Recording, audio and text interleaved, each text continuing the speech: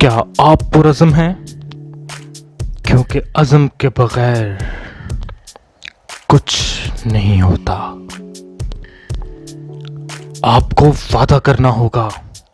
तूफान और बारिश आ जाएं, दर्द और दुख आ जाएं, मायूसी और बीमारी आ जाए, या फिर आप हार मान जाएं।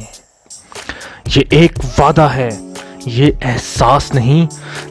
जब वो खेल रहा था तो मैं पढ़ रहा था।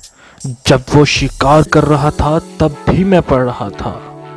जब वो वीडियो गेम्स खेल रहा था, रेस्टोरेंट में बैठ के खाना खा रहा था और दोस्तों के साथ गप्पे लगा रहा था, तब भी मैं पढ़ रहा था।